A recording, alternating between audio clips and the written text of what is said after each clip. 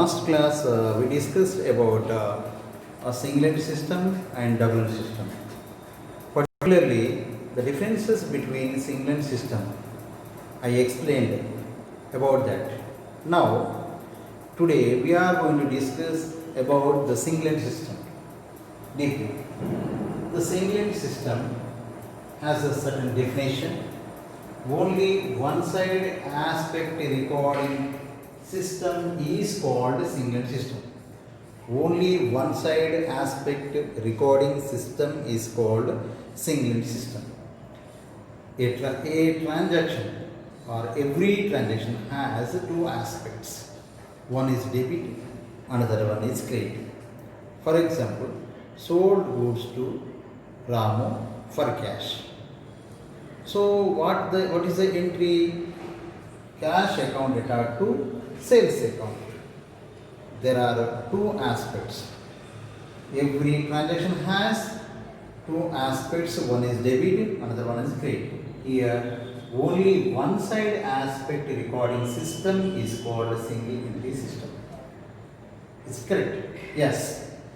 Then sometimes the single system may follow two aspects, may follow one aspect, may not follow any aspects. So certainly we can say it is a mixture of. Some examples are here we discussed. First one you see, cash paid to Lokesh.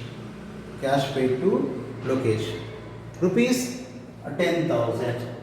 For instance, in this transaction, two aspects are there. We can find one is cash, another one is Lokesh, as per the accounting principles.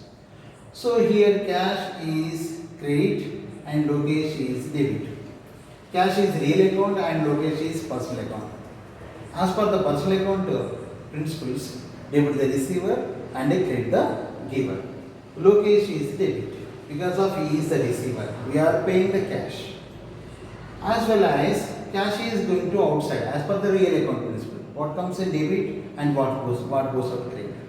So credit. If we record two aspects as per the picture of the first example. The second example, rent paid rupees 15,000.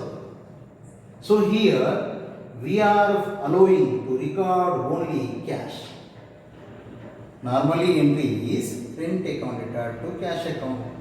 Here we are only taking and writing cash. Cash is credit. One aspect we are recording. Then coming to the third example.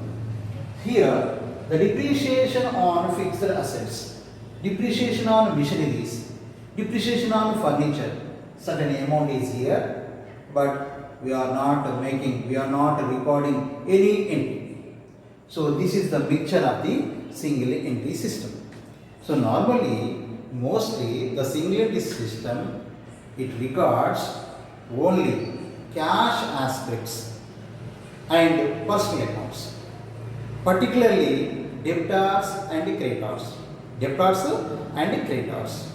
avoids real account and nominal account principles. Real account and nominal accounts. Here, if you see rent is not recording.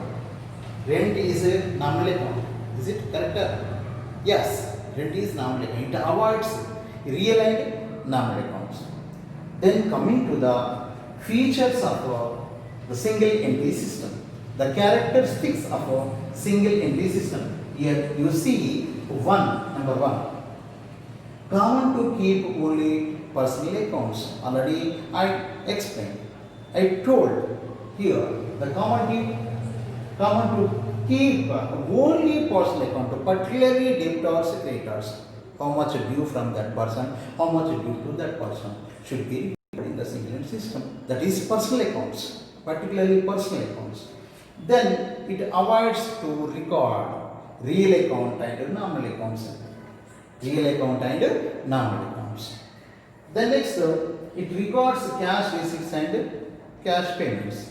Mostly the single system follows and records cash and personal accounts. Here cash receipts and cash payments. But of course cash is also coming under the real account, but except this one. Then next, it is suitable for sole traders and small type of partnership organizations. So these are the features of single system. Then coming to the advantages of a single system. It is a simple method, easy to record, there is no certain rules and regulations.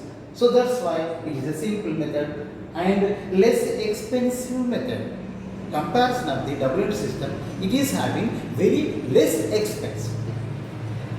Then next coming to the suitable third point, suitable for a small business concerns, small type of organizations, small partnerships, sole traders.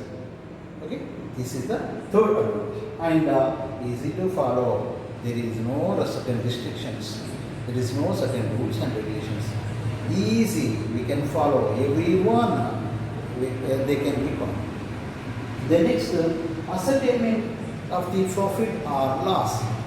To find the profit or loss is very easy. Okay, no difficulty. Then coming to the disadvantages or limitations of a single entity system.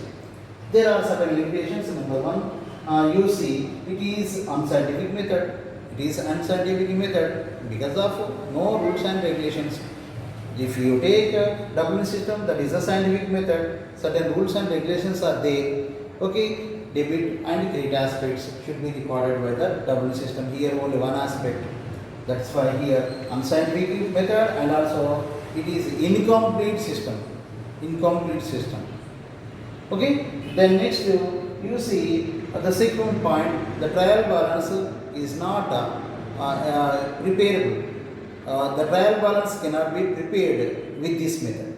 If you follow the single system, be impossible to prepare the trial balance. Cannot be prepared. Okay, then it's coming to the trading and profit and loss account. These are the important steps in the financial accounting. Actually, in the accounting cycle, there are 8 stages. Out of that, trading account and profit and loss account, trial balance and balance sheet. These are the important stages. So it may not be prepared. So that's why it is having some limitations. Then next, not suitable to prepare planning and decision making. So the single system is not suitable to prepare, suitable to maintain forecasting and planning and decision making further. So these are the disadvantages, advantages and features. So if you learn, automatically you can write the answer very easily under the single system concept.